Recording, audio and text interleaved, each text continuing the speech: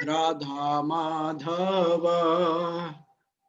कुंज बिहारी गोपी जन वल्लभा गिरिवरधारी यशोदानंदन ब्रज जन रंजन यमुना तीरा वनचारी जय राधा माधव कुंज बिहारी।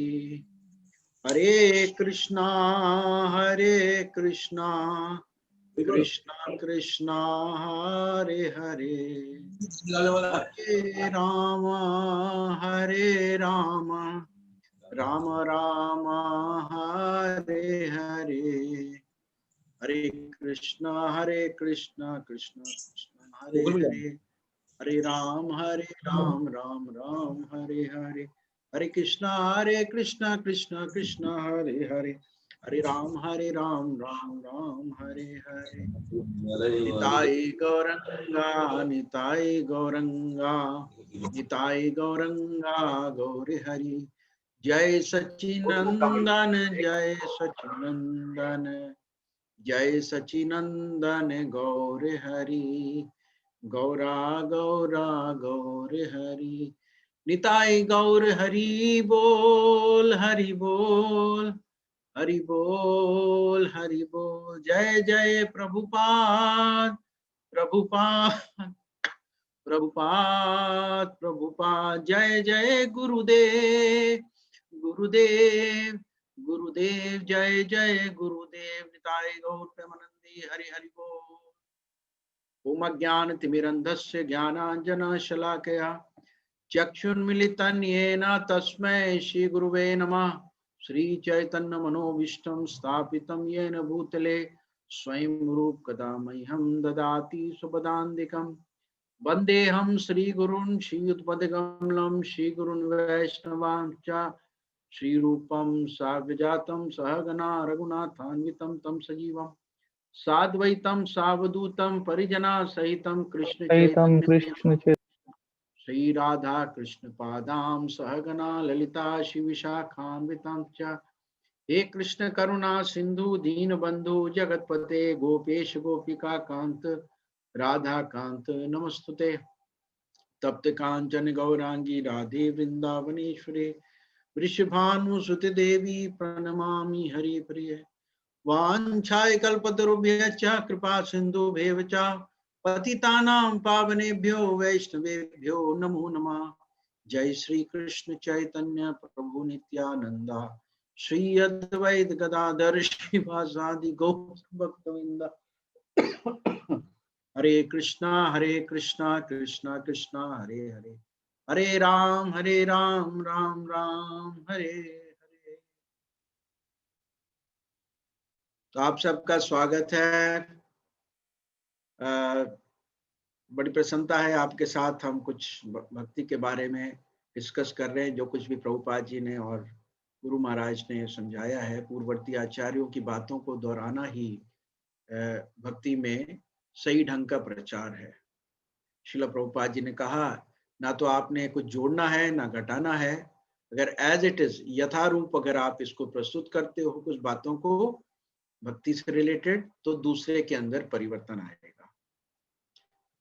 इसलिए प्रभुपाद जी की बातों को और जो जिन बातों को गुरु महाराज ने हम सब के लिए जोर दिया है, उनको बताने का मैं प्रयास कर रहा हूँ। और वो सारी बातें अपने जीवन में हम उतारने का भी प्रयास करते हैं। जिन बातों को हम उतारे हैं, उन बातों को अगर हम बताएंगे किसी को तो परिवर्तन आता है। आप भी उन बातों को फॉलो कर सकते हैं।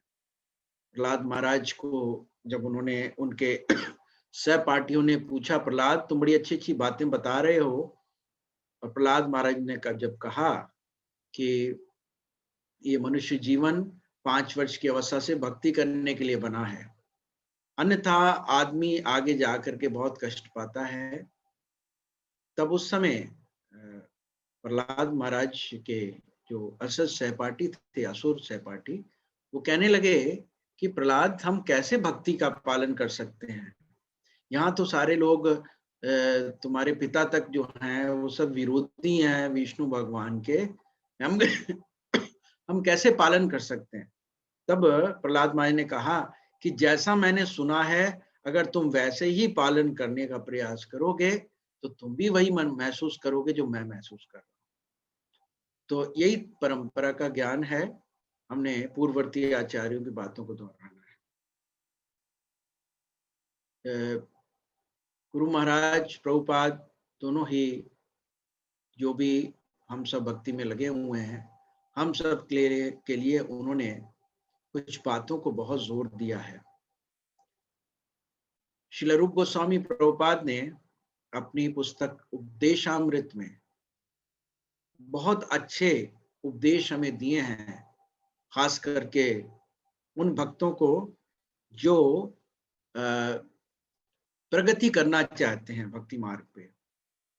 और ये जो उपदेशामृत ग्रंथ है बहुत अच्छा ग्रंथ है, मैं आप सबको रिकमेंड करूंगा, बड़े ध्यान पूर्वक इसको पढ़िए, क्योंकि इसमें वो बातें बताई गई हैं, एक नेक्टर ऑफ डिवोशन, भक्ति रसामृत सिंधु, और एक उपदेशामृत। ये दो ऐसे ग्रंथ हैं जो बड़े व्यवहारिक ग्रंथ हैं, जिनमें से हम भक्ति व्यवहार में कैसे लाई जाती है इसको हम समझ सकते हैं।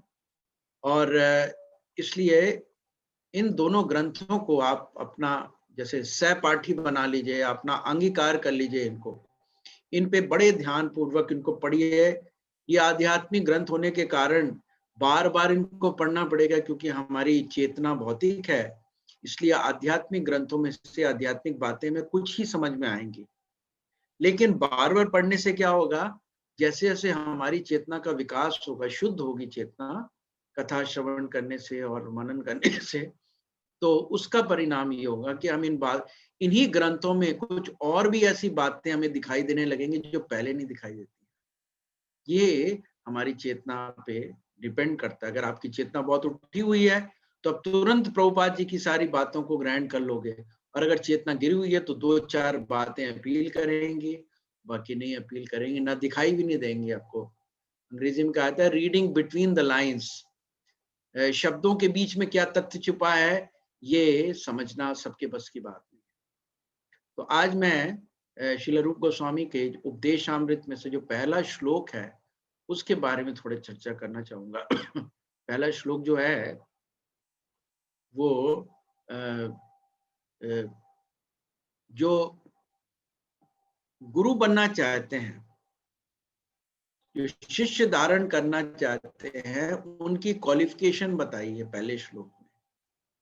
लेकिन दूसरे दृष्टिकोण से देखा जाए तो पहले श्लोक में जो गुरु की क्वालिफिकेशन से, गुरु भी कभी शिष्य था, गुरु भी कभी शिष्य था।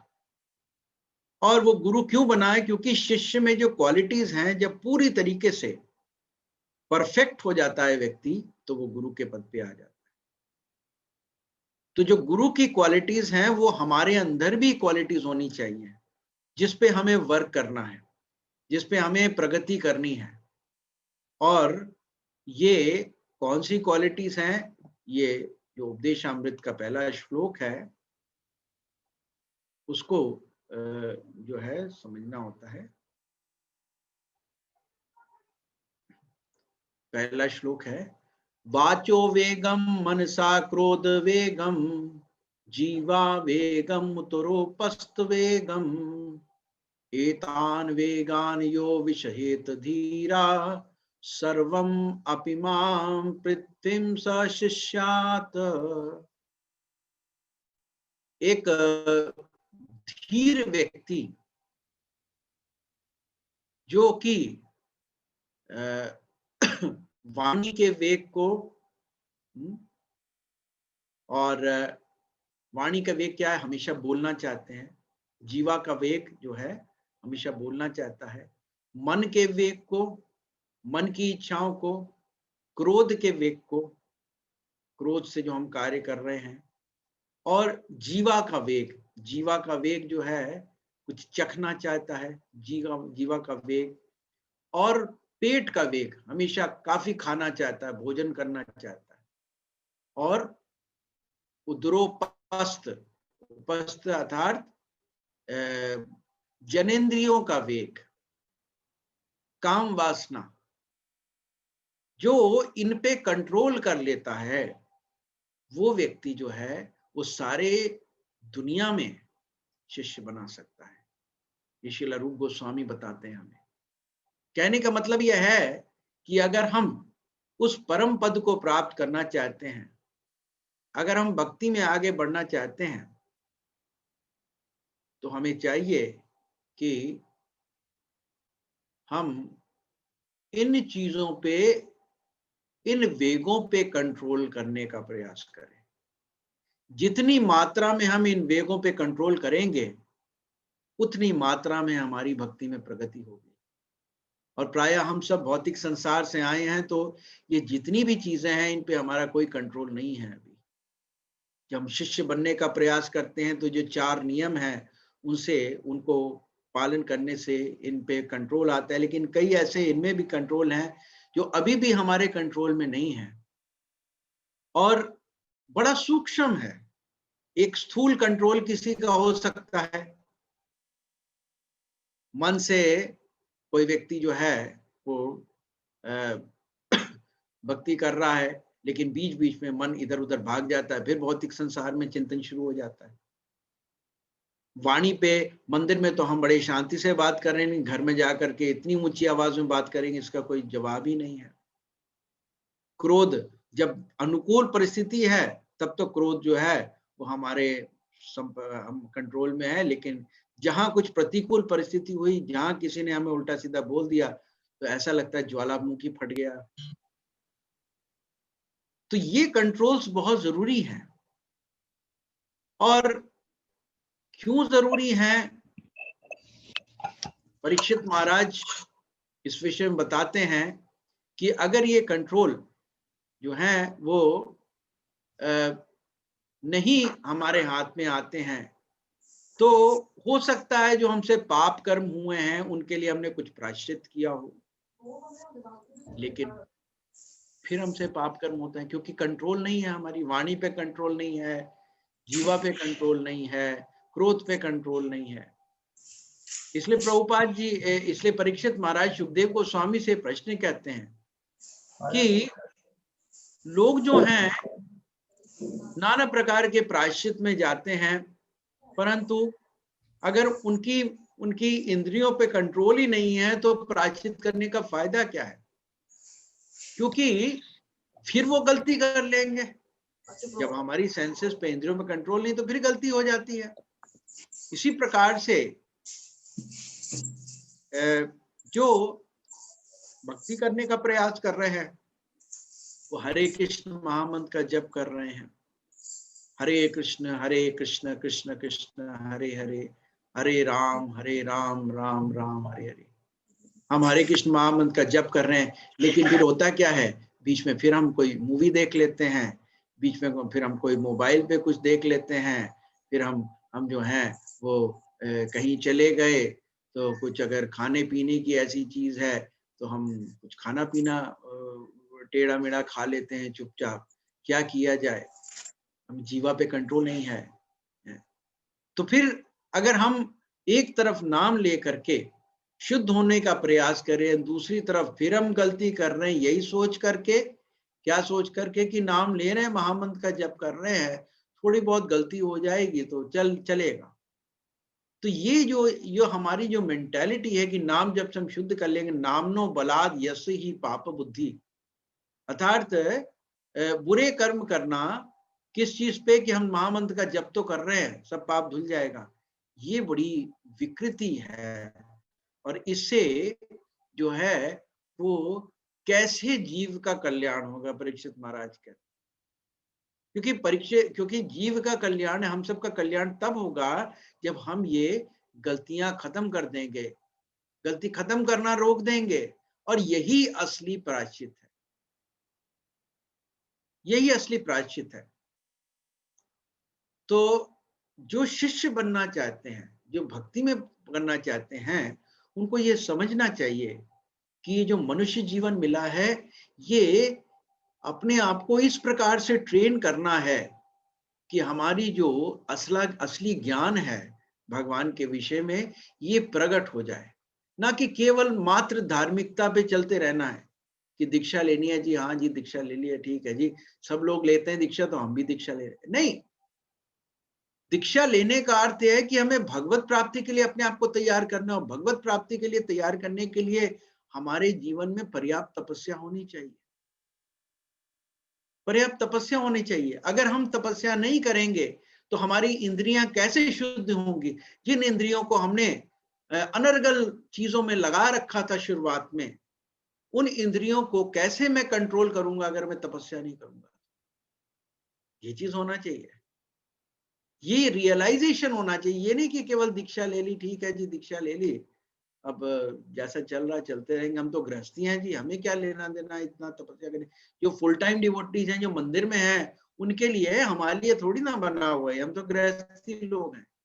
आप चाहे गृहस्थी हो चाहे वो फुल टाइम डिवोटी हो, बात तो ये है कि आध्यात्मिक जीवन में आप प्रगति करके उस परम पद को प्राप्त होंगे जहां कृष्ण की प्राप्ति हो जाएगी आपको, जहां आप अपने मन को इतना संयमित कर ले जाएंगे कि आप अंत समय में नारायण की स्मृति कर ले। बात ये है, बात ये नहीं कि आप गृहस्थी हैं, ब्रह्मचारी हैं, वानप्रस्थी, सन्यासी, नहीं। जो जीता वही सिकंदर और बाकी सब बन जाएंगे बंदर, ये चीज है, ये चीज समझने वाली है। इसलिए मात्र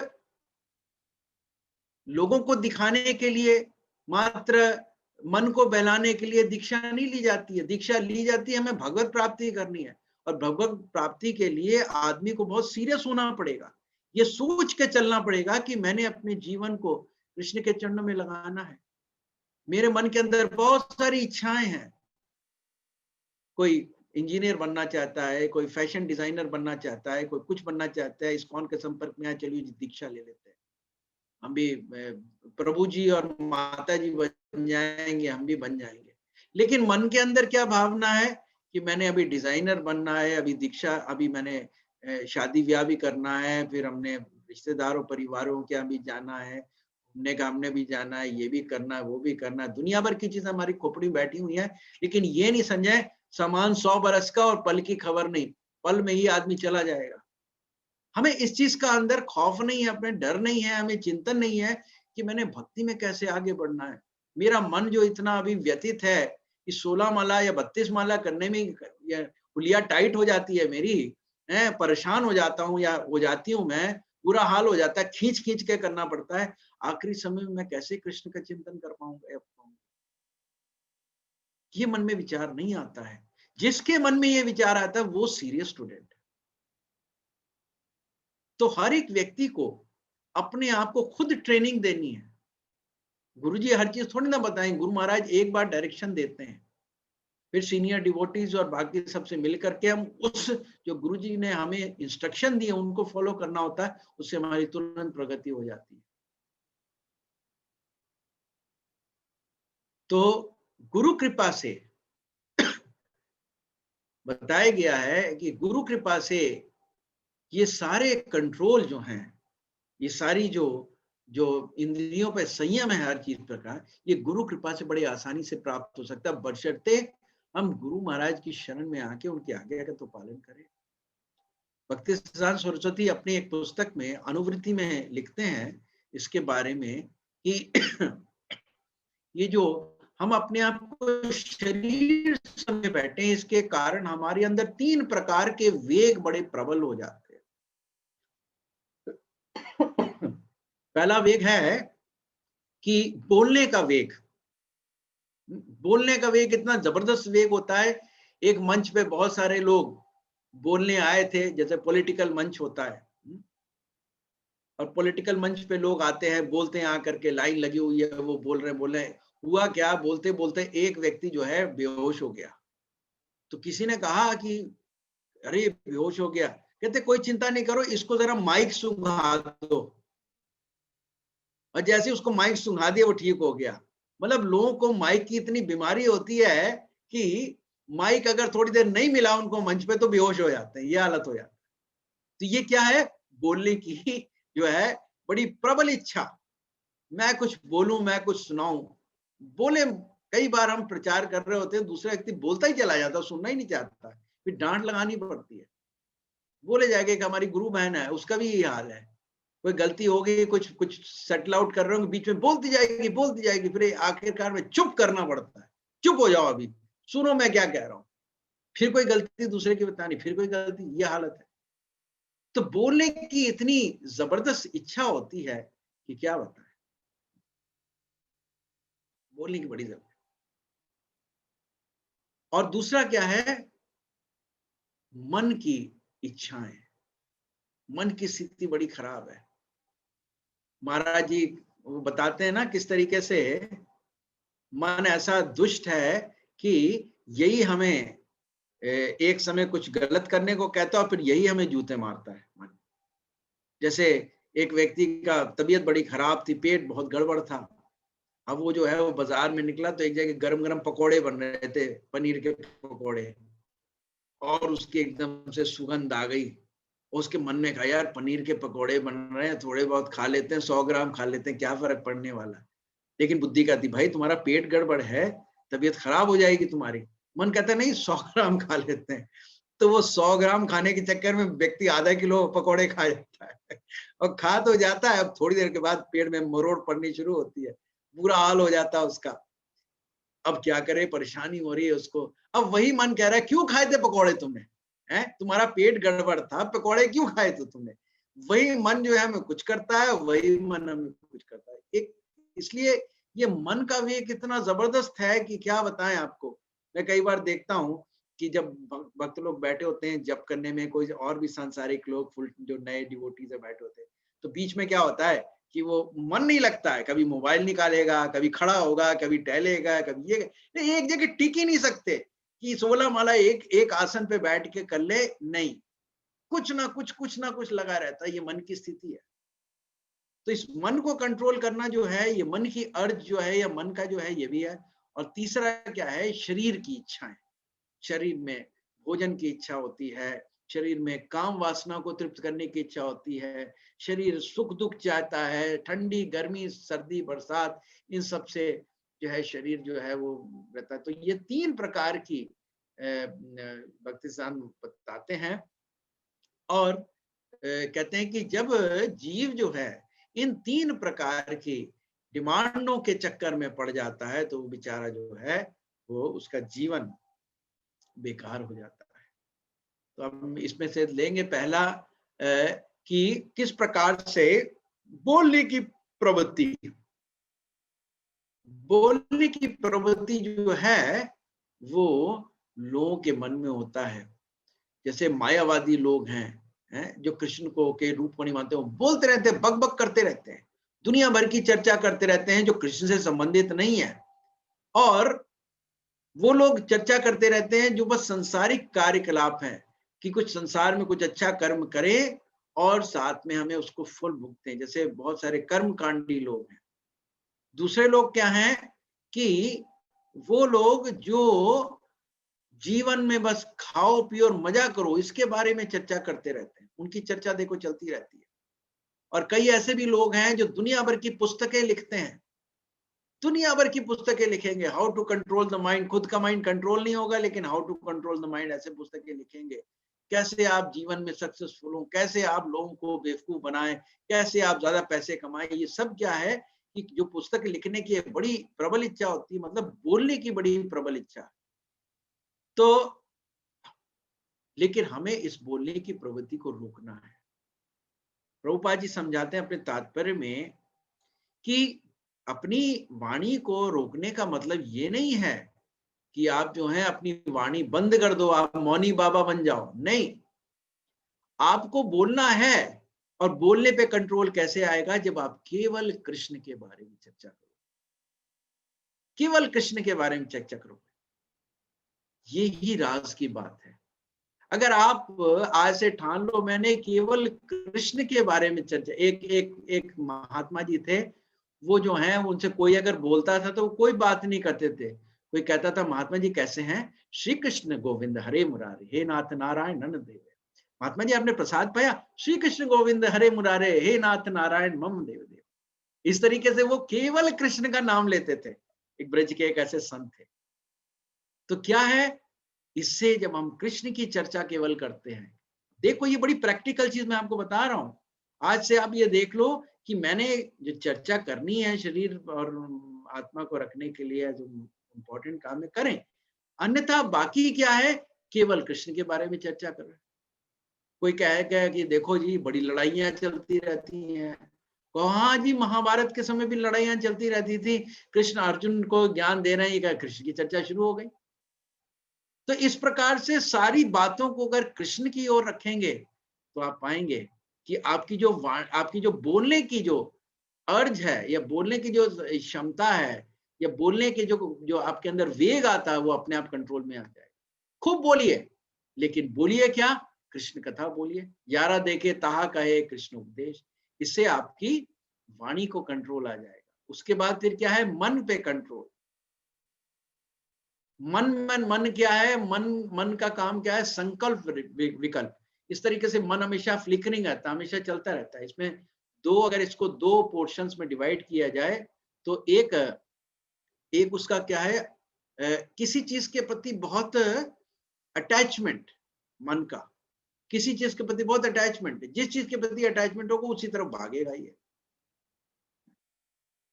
ये चीज कुछ और सुनना ही नहीं चाहेगा।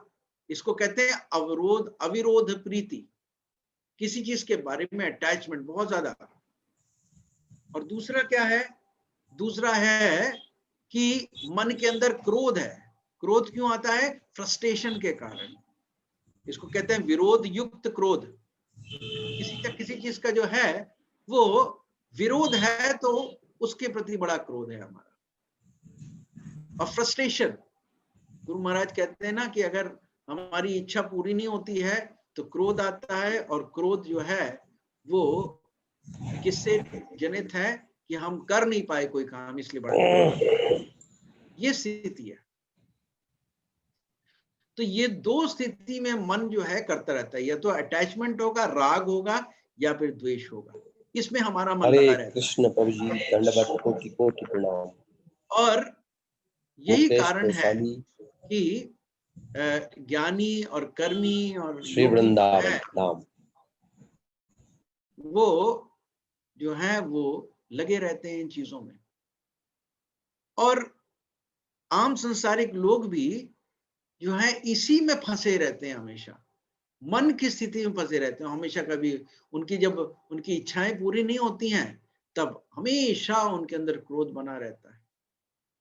तो इसलिए मन को कैसे कंट्रोल किया जाए, मन को कंट्रोल किया जा सकता है अगर मन को किसी पॉजिटिव एंगेजमेंट में डाला जाए। जो मन का वेग है इसको कंट्रोल करने का एकमात्र तरीका क्या है कि अगर इस मन को हम हरे कृष्ण महामंत्र के जप में लगाएं या कृष्ण की सेवा में लगाएं। योग में श्वास क्रिया से या श्वास के रोकने से मन को कंट्रोल करने का प्रयास किया जाता है, लेकिन कितनी देर हम श्वास रोक सकते हैं, ये प्रैक्टिकल चीज नहीं है।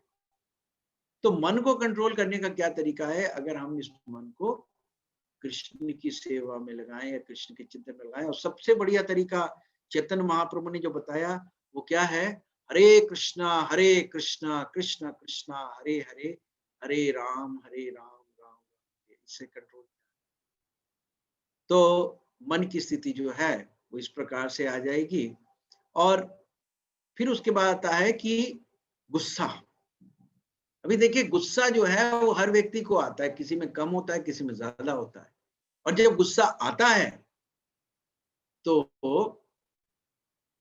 फिर आदमी सब कुछ भूल जाता है।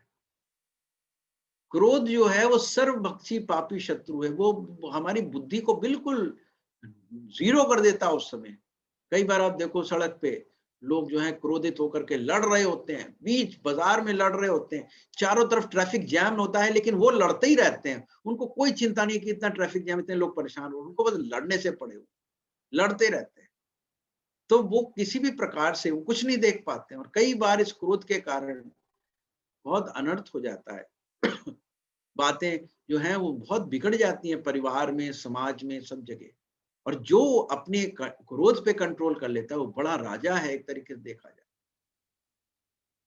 तो कैसे इस क्रोध पे कंट्रोल किया जाए, इसका सरल तरीका क्या है कि क्रोध रोका नहीं जा सकता, लेकिन इस क्रोध को इस्तेमाल कीजिए। जो लोग भगवान के नाम को जो भगवान के भक्तों का निंदा कर रहे हैं, जो उल्टा सीधा बोल रहे हैं, तो खूब जम के क्रोध कीजिए। इसका इसका उदाहरण किसका बताया गया है? चैतन्य महाप्रभु का। चैतन्य महाप्रभु को प्रचार कार्य में कितने लोगों ने परेशान किया, महाप्रभु कुछ नहीं बोले। लेकिन जब नित्यानंद प्रभु को जगाई मदाई ने मारने का प्रयास किया तो महाप्रभु ने आके अपना सारा क्रोध उन पर निकाल दिया। इसी प्रकार से हनुमान जी की इतनी निंदा हुई, सब कुछ किया, उन्होंने कुछ नहीं बोला।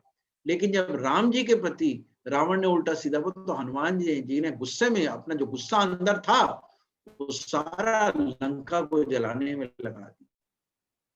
तो इस प्रकार से हमारा क्रोध कंट्रोल में आएगा जब इस क्रोध को हम इस्तेमाल करेंगे इस चीज में, ऐसा हमारे आचार्य शास्त्र बताते हैं। फिर तीसरी चीज भक्तिसिद्धांत महाराज ने बताई थी कि शरीर के वेग में कौन कौन सा आता है? सबसे पहला आता है जीवा आता है। जीवा जो है वो, आप देखो, जीवा 6 प्रकार के रसों को लेना चाहता है। मीठा, तीखा, कषाई, मिर्ची वाला, 6 प्रकार के रस बताए गए हैं जो जीवा चाहती है। किसी को मीठे की बड़ी शौक है, मीठा जो है वो बहुत चाहते हैं। जैसे एक औरत थी, उसकी शादी हुई थी, लेकिन वो बड़ी एक तरीके से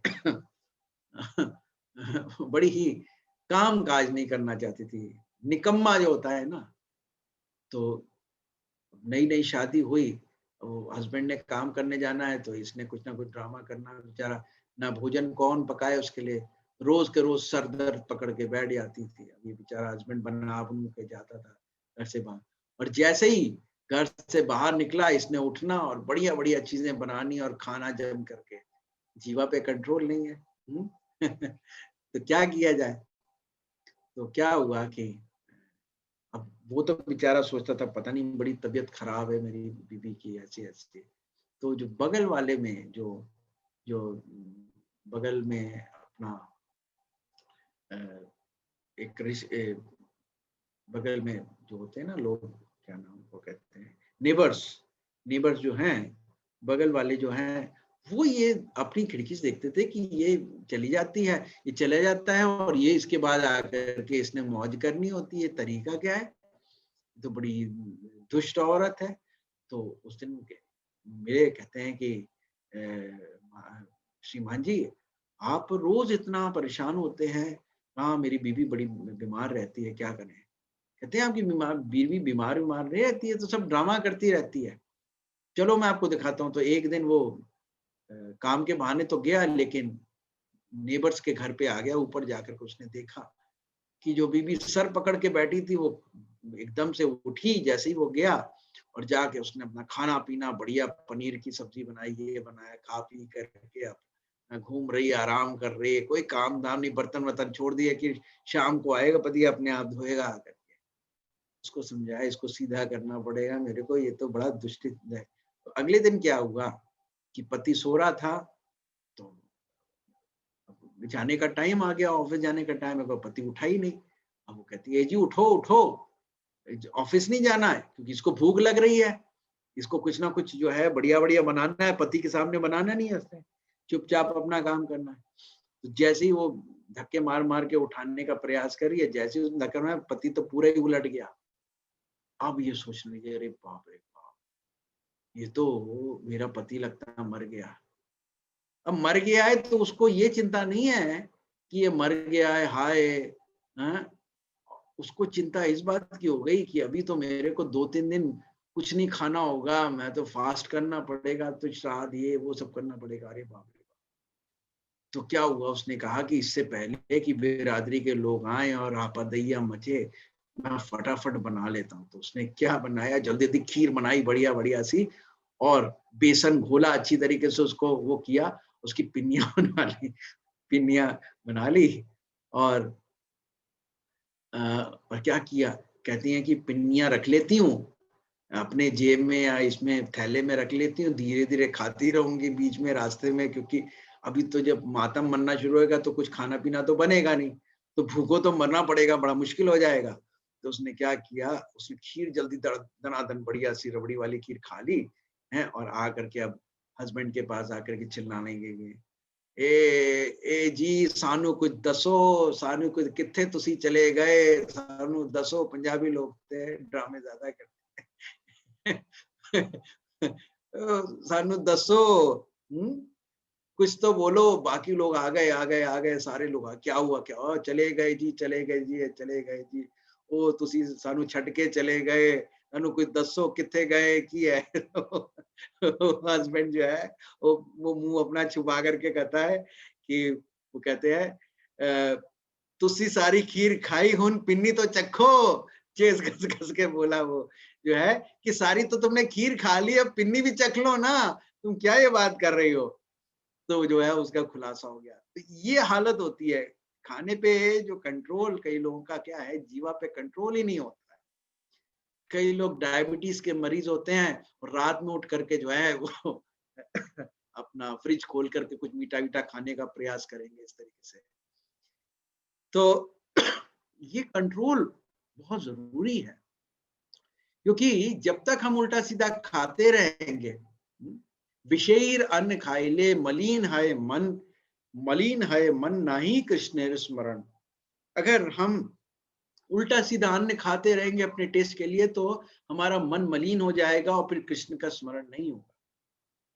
तो इसलिए इस जीवा को कभी भी कुछ और खाने को नहीं देना चाहिए, केवल इसको कंट्रोल करने का तरीका क्या है, कृष्ण का प्रसाद। और कृष्ण का प्रसाद भी जो है वो अच्छी तरीके से करना चाहिए, अच्छी तरीके से भगवान को भोग लगाना चाहिए और थोड़ा सा प्रसाद लेना चाहिए, जिससे हमारा शरीर और आत्मा टिकी रहे। चैतन्य महाप्रभु ने ये भी बताया कि बहुत कई बार क्या होते हैं, ठाकुर जी को लोग बड़ी बड़ी उत्तम उत्तम वस्तुएं लगाते हैं और ध्यान क्या होता है कि बाद में हम खाएंगे। तो ये भी भावना नहीं अच्छी है। आप भगवान के लिए उत्तम उत्तम वस्तुएं बनाइए, खुद भी लीजिए, लेकिन सबको वितरण कीजिए। जब वितरण करने की भावना आ जाएगी, तब आप देखो आपके अंदर ये प्रवृत्ति जाती रहेगी। दूसरी बार कई क्या करते हैं लोग, सोचते हैं कि जैसे भक्त लोग सोचते हैं हाँ उनके घर में प्रसाद पाते हैं, उनके घर में बड़ा बढ़िया बनाते हैं उनके घर में। तो यहाँ क्या है, यहाँ हम प्रसाद की महिमा को समझ नहीं रहे, यहाँ हम केवल अपनी जीवा को वो करने का प्रयास कर रहे हैं, वो उचित नहीं है। फिर अभी देखिए नींद आ रही है, कई बार बीमार पड़ रहे हैं, कारण क्या, ज्यादा खा लेते हैं। कई लोगों की बीमारी होती है, ज्यादा खा लेते हैं। एक गुरु महाराज बताते हैं कि उनके एक उनके गुरु भाई थे, तो वो गुरु महाराज जो है उनके साथ रहते थे। तो गोवर्धन पूजा मनाई जाती है, गोवर्धन पूजा में बहुत 56 भोग बनते हैं, क्या कुछ बनते हैं। तो गुरु महाराज जो हैं वो ऐसे ही प्रोग्राम के बाद कमरे में एकदम से घुसे, तो कमरे में देखा गया कि वो एक विदेशी जो भक्त थे उनके गुरु भाई, उन्होंने अपनी प्लेट में जो है गोवर्धन बना रखा था इतना बड़ा गुरु महाराज ने जब उनको देखा आंखों से कि ये क्या है, ये क्या इतना सारा इतना बड़ा पहाड़ बना रखा है, तो वो जो कहते हैं, वो कहते हैं महाराज वंस इन गोवर्धन पूज है, गोवर्धन पूजा में केवल एक ही बार मैं इतना खाता हूँ, इस तरीके से महाराज वो कह रहे थे। तो कहने का भाव यह है कि लोगों की स्थिति ऐसी है, इतना खा जाते हैं, इतना खा जाते हैं कि पचाया नहीं जा सकते। हमें खाना, हमें जीने के लिए खाना चाहिए, खाने के लिए नहीं जीना चाहिए। तो इसलिए इधर उधर की बातें, इधर उधर की चीजों को कभी नहीं खाना चाहिए। अगर हम जो है कंट्रोल करना चाहते हैं, तो हमें क्या करना चाहिए, दो चीजें करनी चाहिए। अपने खाने पे का टाइम निर्धारित करना चाहिए। आज भी गुरु महाराज क्या कह रहे थे कि प्रभुपाद जी ने कहा है कि हमें 2 टाइम खाना चाहिए, एक 9 बजे और एक 4 बजे। तो अब भी हम भी अपने खाने का इस प्रकार से सिस्टम कर लें कि रात में नहीं खाएं, हम दिन में खाएं। सुबह खाएं प्रसाद 9 बजे के आसपास और शाम को खाएं, और रात में दूध लेकर के काम चला सकते हैं। तो और दुनिया भर के बाहर हम खाते हैं, कभी इधर पिज्जा खा रहे हैं, कभी उधर कुछ कर रहे हैं। ये बाहर के लोगों के हाथों का जो खाएंगे, तो फिर हमारी जीवा पे कंट्रोल नहीं आएगा। दूसरा तरीका क्या है कि एकादशी, जन्माष्टमी जैसे फास्टिंग है, इनको रखने से जो है आपके उदर पे और इस पे कंट्रोल आ जाएगा। उसके बाद फिर क्या आता है कि जीवा हो गए उदर, उपस्थ जनेंद्रिया, जनेंद्रियों पे कंट्रोल बहुत जरूरी होता है। जो जनिंद्रियों पे कंट्रोल नहीं कर पाता है वो व्यक्ति कभी भी भक्ति में आगे प्रगति नहीं कर सकता, क्योंकि यही चीज जो है जीवन का सबसे बड़ा बंधन का कारण है। इसी के कारण हम इस संसार में फंसे रहते हैं। यन्न मैथुनादि तुच्छम ही सुखम ग्रह अंधुकूपम। गृहस्थाश्रम में जो व्यक्ति गृहमेधी लोग हैं, जो केवल खाओ पियो और मजा करो की मेंटालिटी से पारिवारिक जीवन स्त्री पुरुष रहते हैं इकट्ठे, उनके जीवन में यही समस्या बड़ी रहती है कि उनको कंट्रोल नहीं रहता है। और ये कंट्रोल ना होने के कारण थोड़े से सुख के लिए वो इतने बड़े घोर दुखों में फंसते हैं। प्रहलाद महाराज कहते हैं ग्रह अंधकूपम, अंधे कुएं में। उनको समझ ही नहीं आती, उनकी बुद्धि खत्म हो जाती है। वो ये नहीं समझ पाते हैं कि वो आत्मा शरीर नहीं, वो शरीर की आवश्यकताओं को पूरी करने के लिए लगे रहते हैं दिन रात। और इसका इतना व्यापक प्रचार चल रहा है इस समय समाज में कि व्यक्ति बच ही नहीं सकता। बहुत ज्यादा इसमें प्रचार चल रहा है इस चीज का। और हम देख सकते हैं कि लोग बेचारे इसमें फंसे हुए हैं, भक्ति इसलिए उनको भाती नहीं है। लेकिन इसको कंट्रोल करने का तरीका क्या है कि हमारे भक्ति मार्ग में संयम की महिमा बताई गई है। संयम क्या होती है? जब कोई व्यक्ति जब मैच्योर हो जाता है, अपना जवान हो जाता है, तो उसको जो है शास्त्रों के मुताबिक, रूल्स एंड रेगुलेशंस के मुताबिक जो है वो अपनी इंद्रियों का इस्तेमाल अच्छे कृष्ण भक्त संतान उत्पन्न करने के लिए इस्तेमाल कर सकता है। और किस प्रकार से? एक पत्नी धारण ग्रहण करके तरीके से शास्त्र के मुताबिक जो है वो विवाह करके ऐसा कर सकता है, वो भी नियमों के अनुसार। और अगर नहीं करता है कोई व्यक्ति, तो फिर वो व्यक्ति जो है वो अलग अलग तरीके से, अवैध तरीके से जो है अपनी इंद्रियों का इस्तेमाल करता है और घोर नर्क में बताया जाता है, घोर नर्क में जाने का प्रयास करता है और माया में फंसा रहता है। तो ये इस पे कंट्रोल बड़ा जरूरी है। इस पे कैसे कंट्रोल होता है? मैंने जैसे बताया कि ये इंद्रियां हमेशा केवल भगवान की सेवा में इस्तेमाल की जा सकती है। कैसे? अगर हम कृष्ण भक्त संतानों को जन्म दें गर्भ धारण संस्कार के मुताबिक, पति पत्नी जो हैं एक बड़े एक विशेष तरीके से संबंध रखते हैं, जैसा शास्त्र में बताया गया है और धर्म सूत्रों में। और किस लिए? भगवान से प्रार्थना करते हुए कि उनके घर में एक अच्छा बालक या एक अच्छा बालिका है जो कृष्ण भक्त बने। और इसीलिए वो इस्तेमाल करते हैं। और जब कृष्ण भक्त आ जाते हैं तो उसके बाद फिर वो ब्रह्मचर्य का पालन करते हैं। तो अगर इस प्रकार से कोई कृष्ण भक्त संतानों की उत्पत्ति के लिए अपने इंद्रियों का इस्तेमाल कर रहा है तो उसमें कोई बुरी बात नहीं है। कामोस्मिन भूतेषु, भगवान गीता में कहते हैं कि मैं जो हूँ नहीं, धर्म के अनुसार जो काम है वो मैं ही हूँ, भगवान ने कहा है, गीता में कह रहे हैं। तो धर्म के अनुसार हमें जीवन व्यतीत करना चाहिए। और ऐसा करने से एक सद्गृहस्थ है वो भी अपनी जनेंद्रियों पे कंट्रोल पा सकते हैं। अन्यथा जनेंद्रियों पे कंट्रोल करना बड़ा कठिन काम है। और प्रायः जो लोग ये सोचते हैं कि हम अपने आप कंट्रोल कर लेंगे, वो धीरे धीरे जाकर के कहीं फंस ही जाते हैं। यही तरीका है, या तो हम ब्रह्मचारी जीवन व्यतीत करें और हम बड़ी तपस्या में रह करके गुरु के संरक्षण रह के उनकी आज्ञा का पालन करते हुए चले, तो फिर आध्यात्मिक शक्ति से हम अपने आप को कंट्रोल कर सकते हैं इन चीज में। और अगर हम नहीं ऐसा कर सकते तो हमें गृहस्थाश्रम स्वीकार करना है, शास्त्र के मुताबिक जो नियम है उनके मुताबिक चलना चाहिए हमें। और हमें गुरु गौरांग की कृपा से आचार्यों की सेवा में लगे रहना चाहिए, तो उससे भी हमारा कंट्रोल आता है और फिर हम जो है भक्ति में आगे बढ़ते हैं।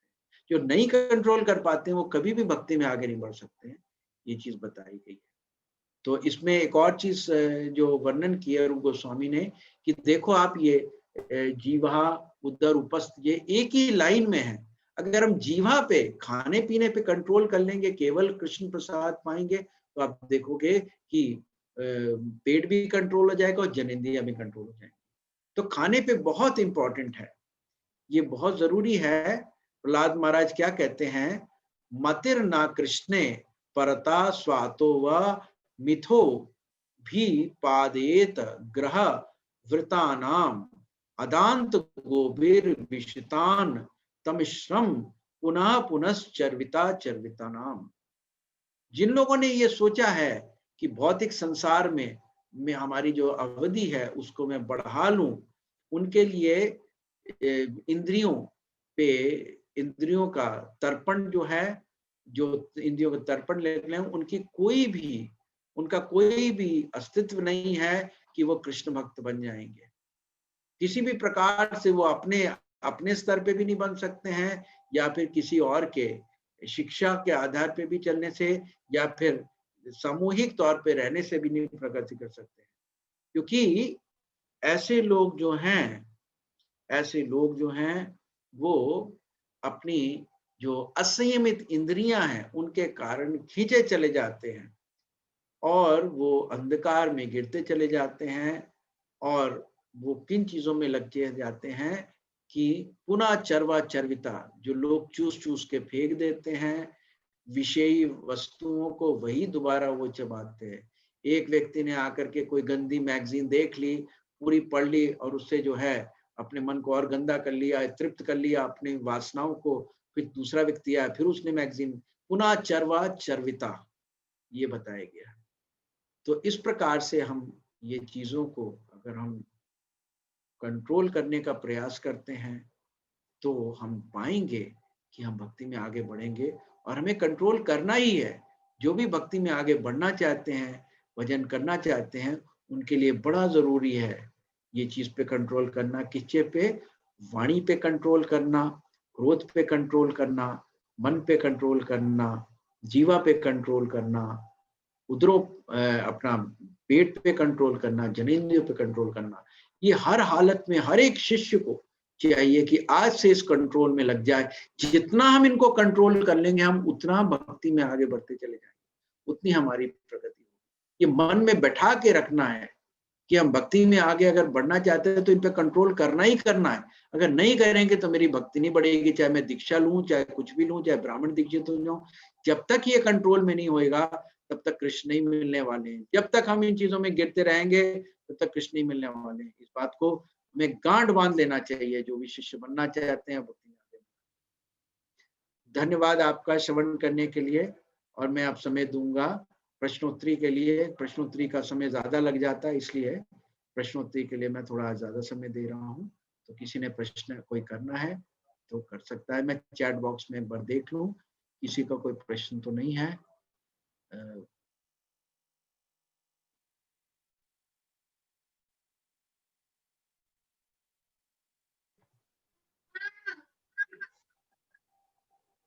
आस्था माता जी, आपने आपको म्यूट कर लीजिए। हरे कृष्ण प्रभु जी, दंडवत प्रणाम। हरे कृष्ण माता जी, प्रभु जी, मेरा एक क्वेश्चन है। जैसे आज गुरु महाराज जी के लेक्चर में उन्होंने बोला था मॉर्निंग प्रवचन में कि हम लोग को प्रभुपाद का नाम जप करना चाहिए और एक माला राधा रानी के नाम की करनी चाहिए। तो प्रभु जी, आई हैव हर्ड कि हम लोग इतने प्योर नहीं है कि राधा रानी का नाम हम ऐसे ले सकें। तो मैं एक्चुअली क्वेश्चन पूछ नहीं पाई, थोड़ा लेट हो गया था, तो आप मुझे प्लीज इसको समझने में हेल्प करें। ऐसा है कि हम तो प्योर नहीं है, हम तो डेटी वर्शिप भी नहीं कर सकते, हम तो भगवान का भोग भी नहीं बना सकते, हम किसी योग्य नहीं है। अगर देखा जाए तो हम किसी भी काम के योग्य नहीं है। हम केवल इतनी हमारे अंदर योग्यता है कि हमारा अटैचमेंट एक शुद्ध भक्त से हो चुका है, गुरु महाराज से, और हम क्या कर सकते हैं, हम उनकी आज्ञा का पालन कर सकते हैं। अगर उन्हें ने हमें आज्ञा दी है कि हमें 3 माला प्रभुपाद जी की करनी है और 1 माला राधा रानी की करनी है, तो उनकी आज्ञा को हम पालन करते हुए कर रहे हैं। गुरु के माध्यम से हम राधा रानी तक पहुंच सकते हैं। हम तो शुद्ध नहीं है, लेकिन गुरु तो शुद्ध है ना। अगर गुरु ने हमें आज्ञा दी है ऐसा करो तो कर सकते हैं, हमें कोई पाप नहीं लगेगा। जी प्रभु जी, thank you so much. Hari बोल।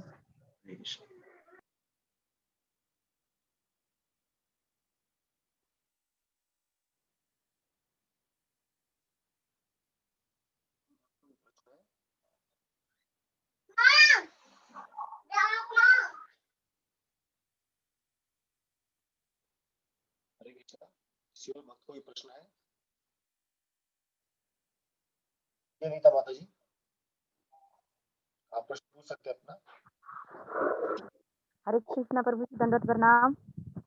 हरे कृष्णा, दंडवत। नदिया बिहारी प्रभु, आप जरा वो कर सकते हैं, कौन है, हाईलाइट कर सकते हैं उनको जो भी बोल रहे हैं।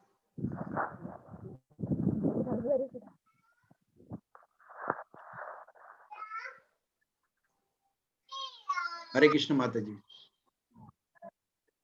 हरे कृष्णा प्रभु जी, दंडवत प्रणाम। धन्यवाद। सभी भक्तों को प्रणाम। गुरु अपना जी, परिचय जैसे दे दिया, महाराज जी बोले कि गुरु में अपना परिचय दे दिया करिए तो हमें भी याद रहेगा। हरे कृष्णा प्रभु जी, मैं कहाँ से हैं? से बोल रही हूँ। हाँ जी, रांची झारखंड। हाँ, रांची झारखंड। रांची झारखंड। मैं समझ गया। हाँ, और मैं शुभम की मम्मी माँ बोल रही हूँ। अच्छा, बोलिए। जो शुभम है स्कूल में ही पढ़ता है। हाँ, तो मैं पूछ रही थी, जैसे महाराज जी बोले कि प्रभुपाद जी का मंत्र कौन सा बोलेंगे, वही पूछ रहे थे कि कौन सा जाप तो करेंगे 3 माला, लेकिन कौन सा मंत्र प्रभुपाद प्रभुपाद प्रभुपाद प्रभुपाद प्रभुपाद, इस तरीके से बोलना है, बोल बोल के सुनना है। हाँ जी। तो प्रणाम मंत्र है वो भी प्रणाम मंत्र तो आप माला के पहले करते ना शुरू में, लेकिन जो प्रभुपाद प्रभुपाद, हमने केवल प्रभुपाद का नाम पे माला फेरनी है, 108 बार प्रभुपाद प्रभुपाद प्रभुपाद बोलना है, ये तरीका। ठीक है प्रभु जी। हरे कृष्ण। सही भक्तों से अनुरोध है, जब आप प्रभु जी से प्रश्न पूछते हैं तो आप अपने आप को अपना परिचय दे सकते हैं। आपका नाम क्या है, आप कहाँ से बिलोंग करते हैं। नेहा माता जी, आप प्रश्न पूछ सकते हैं अपना। हरे कृष्ण। आपकी आवाज नहीं आ रही है नेहा जी, आपकी आवाज नहीं आ रही है। आवाज आ रही है आपकी? आपको फिर से म्यूट अनम्यूट करता हूं करके, अभी चेक कीजिए।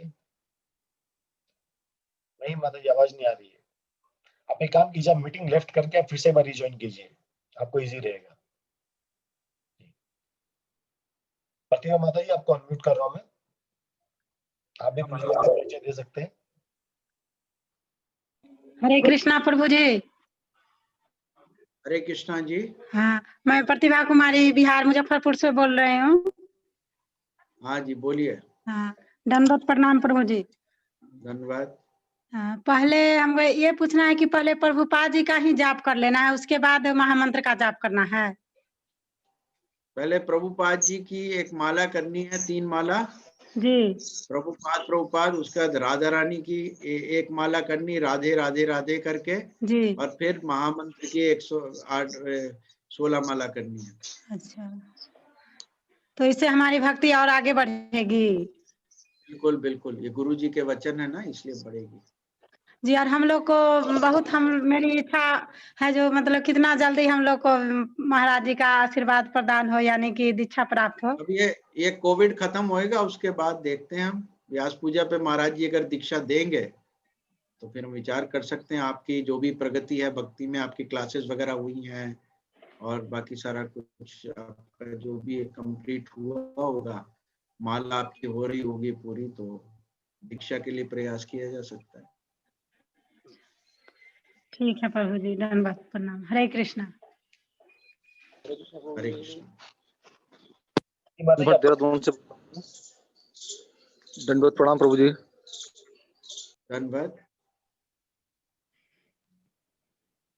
अपना प्रश्न पूछ सकते हैं आप। हरे कृष्णा प्रभु जी। हरे कृष्णा प्रभु जी। हरे कृष्ण जी। हाँ जी प्रभु जी, मेरा नाम नेहा है, मैं अंबाला से शहजादपुर से हूँ मैं। अच्छा जी, हाँ बोलिए। जी प्रभु जी, आज का जो आपने, वैसे मेरे बहुत सारे क्वेश्चंस थे, आपने जो आज प्रवचन दिया उससे ना काफी हद तक तो हमें बहुत कुछ सीखने को मिला आज, उसके लिए आपका थैंक यू सो मच। मेरा ना एक ये वाला प्रश्न था, जैसे अभी हम ना बुक रीडिंग करते हैं, अभी जैसे मीन्स श्रीला प्रभुपाद जी की जो बुक्स हैं वो हम मतलब अभी जैसे मैं रीड करती हूँ, जैसे भगवत गीता का एक श्लोक और भागवतम का इवनिंग में, वो तो रूटीन में ही है।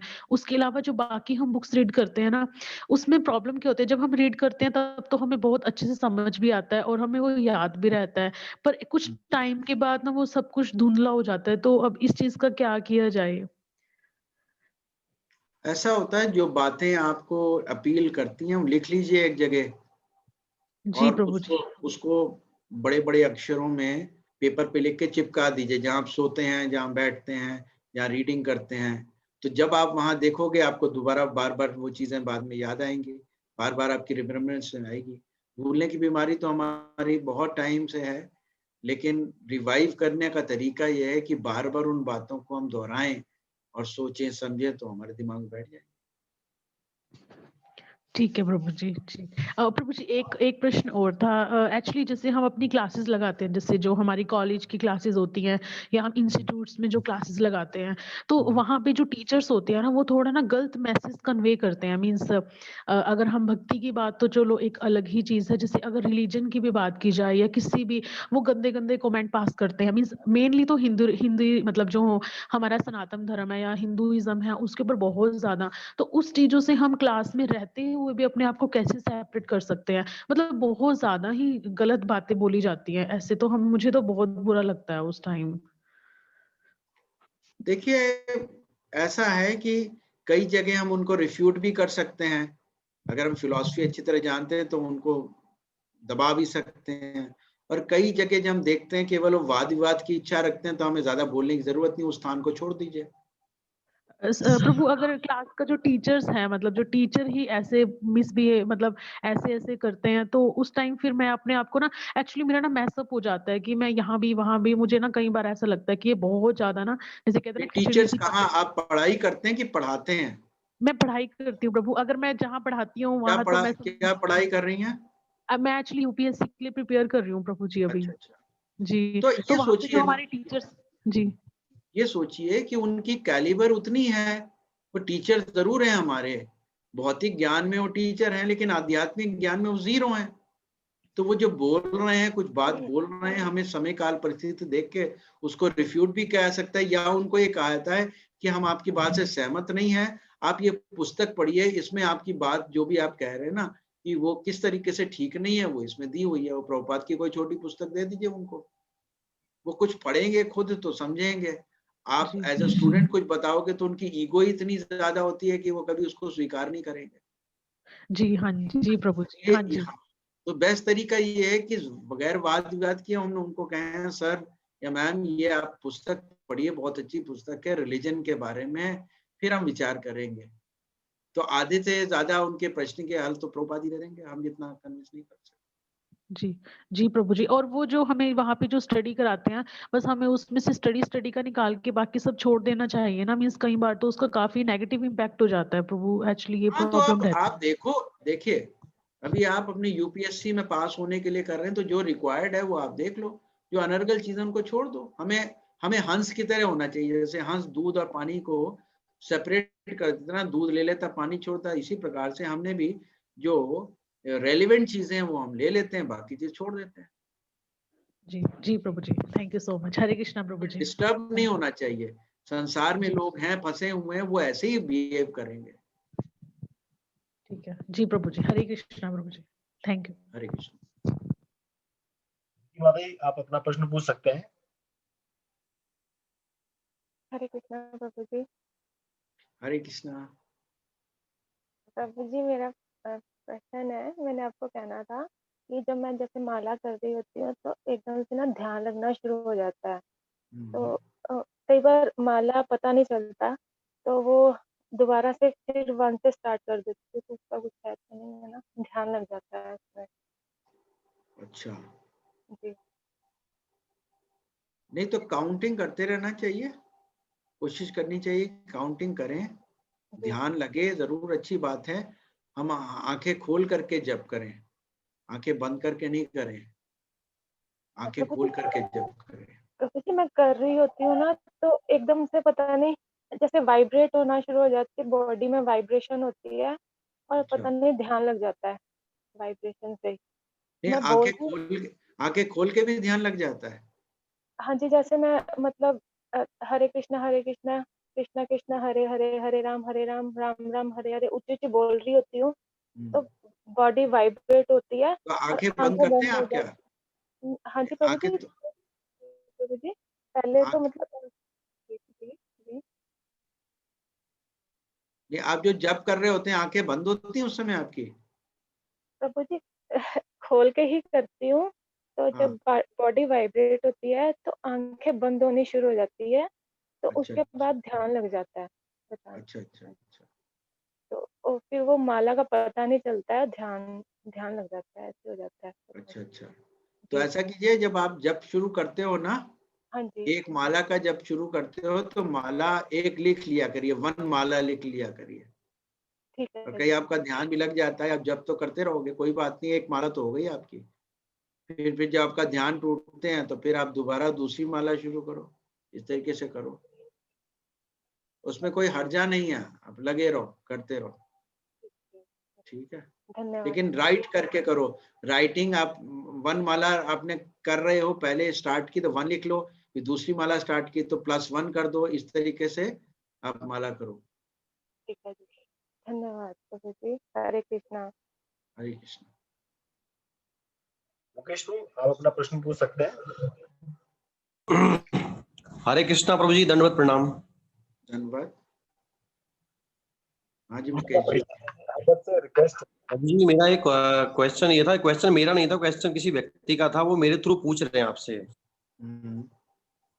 तो वो पूछ रहे थे मुझसे, मैं बीच में हल्द्वानी क्षेत्र में प्रचार कर रहा था, तो उनका प्रश्न था कि जैसे भगवान ही सारे कर्मों पे नियंत्रण रखने वाले हैं मनुष्य के, भगवान ही सब करने वाले हैं और भगवान का सारी प्रकृति पे नियंत्रण है, वही सर्वे सर्वा है, उनकी इच्छा के बिना एक पत्ता भी नहीं हिलता। तो वो मुझसे पूछ रहे थे कि भगवान हमसे अच्छे कर्म ही क्यों नहीं करवाते, बुरे कर्म क्यों करवाते हैं, ऐसे वो बोलते थे मुझसे।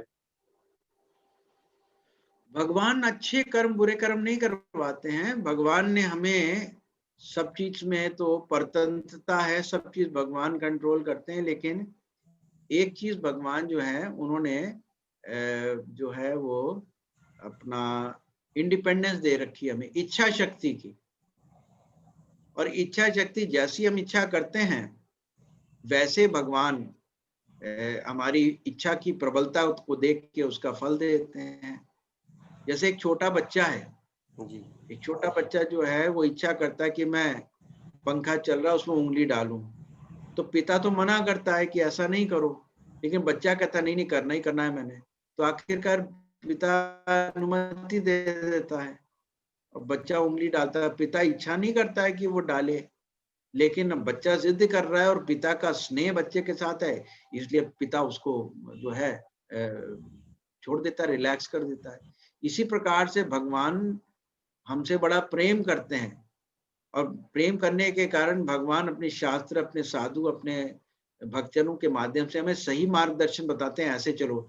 लेकिन कई हम में से ऐसे जिद्दी हैं जो हम भगवान की आज्ञा का पालन नहीं करके गलत काम करना चाहते हैं। तो भगवान पहले प्रयास तो करते हैं और फिर हमें मौका देते हैं, ठीक है तुम करो, अपनी मनमर्जी करो। ये हम पाप कर्म करते हैं, गलत कर्म करते हैं और फल भुगतते हैं, तवक्कल आती है, तो फिर भगवान उसका फिर मार्गदर्शन देते हैं सही। तो ये चीज है, भगवान हमसे प्रेम करने के कारण हमारे साथ जबरदस्ती नहीं करना चाहते। ठीक है प्रभु जी, धन्यवाद। कोमल माता जी आप प्रश्न पूछ सकते हैं अपना। हरे कृष्णा प्रभु जी, दंडवत प्रणाम। हरे कृष्णा। प्रभु जी मैं कोमल जम्मू से। हाँ जी कोमल जी बोलिए। प्रभु जी जैसे आपने बताया कि जो हमारा जो मन है वो ड्यूअल रोल प्ले करता है, मतलब जब अच्छा करना होता है तभी हमारे साथ होता है और जो बुरा करना होता है तभी साथ होता है। तो फिर मतलब ऐसा क्या करें जब हम बुरा करते हैं तो एकदम से रुक जाएं, मतलब ऐसे क्या करना चाहिए जो हम वो चीज ना करें बुरी। इसलिए हमें अपने अनुसार नहीं काम करना चाहिए, हमें किसी के मार्गदर्शन में करना चाहिए और इसकी आदत डालनी है चाहिए। जो नॉर्मल हमारे वर्क्स हैं वो हमें वैष्णव एटिकेट्स के मुताबिक करने चाहिए, नॉर्मल बिहेवियर हमारा, और कुछ स्पेसिफिक हमारी इच्छाएं जागृत होती हैं मन के अंदर, तो हमेशा किसी सीनियर या किसी गुरुजन से हमें पूछ के कार्य करना चाहिए। ऐसा करने से क्या होगा कि धीरे धीरे करके हमारा मन जो है राइट डायरेक्शन में काम करना शुरू कर देगा, उसको प्रशिक्षण मिल जाएगा राइट डायरेक्शन में काम करने का, और गलत नहीं करेगा। एक हैबिट डालनी चाहिए।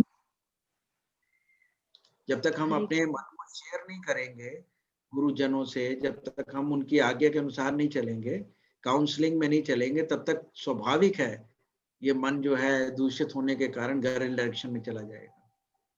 एक सीनियर या एक गुरुजन जो है वो हमेशा हमें सही मार्गदर्शन देंगे कि क्या करना चाहिए, क्योंकि वो एक हायर लेवल पे होने कारण समझते हैं कि ये इसके लिए डेट्रीमेंटल है, इसके लिए फायदेमंद है, इसके लिए नुकसानदायक है, वो हमें आगाह करेंगे। और हम अगर ठान लेते हैं उनकी आगे पे चलने का, तो धीरे धीरे करके हमारे मन का भी सुधार हो जाएगा। थैंक यू प्रभु जी। हरे कृष्णा। चिराग प्रभु अपना प्रश्न पूछ सकते हैं आप। हरे कृष्णा प्रभु, मैं चिराग पेसपुर से। प्रभु आपने जो सोल्यूशन बताए इतने, तो हम उसमें से मतलब अल्टीमेट सोल्यूशन क्या हो सकता है कि हम वो सारे 6 के 6 वेग कंट्रोल में कर सके? अल्टीमेट बिल्कुल मतलब अल्टीमेट क्या, हर व्यक्ति के जो वेगों पे कंट्रोल है वो अलग अलग है। किसी का वाणी पे कंट्रोल होता है लेकिन क्रोध पे नहीं होता है, किसी का क्रोध पे कंट्रोल होता है लेकिन मन पे कंट्रोल नहीं होता है। अलग अलग डिग्रीज हैं, इसलिए हमें 6 पे जो है हमें वर्क करना होता है सेपरेटली, धीरे धीरे करके।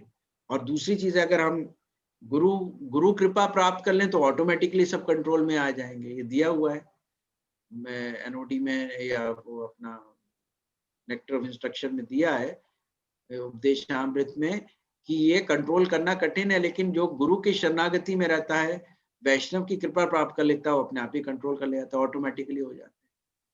तो एक सीधा रास्ता तो गुरु आज्ञा, गुरु कृपा पे रहना है, उनके संरक्षण में। और बाकी जो तरीका है वो जैसा बताया है उसके मुताबिक हम करने का प्रयास करेंगे तो कंट्रोल में आएगा। ठीक है प्रभु। हरे कृष्ण। दीपिका माता जी अपना प्रश्न। हरे कृष्णा प्रभु जी। हरे कृष्णा प्रभु जी। हरे कृष्णा जी। प्रभु जी, दीपिका नमिता। हाँ जी बोलिए। हरे कृष्णा प्रभु जी। हरे प्रभु जी, कृष्णा। नदिया बहन प्रभु जी ने बताया था कि जब हमें भगवान से कोई प्रार्थना करनी है तो वो गुरु जी के माध्यम से करनी है।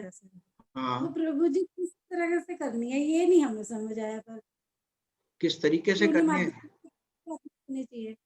एक है कि अगर गुरुजी हमारे समक्ष में हैं तो हमें गुरुजी से अनुमति लेकर के प्रार्थना करनी चाहिए।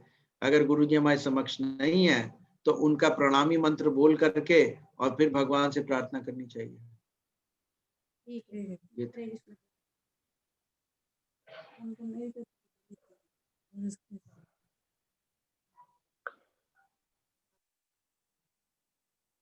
हरे कृष्णा। और किसी भक्त को प्रश्न है?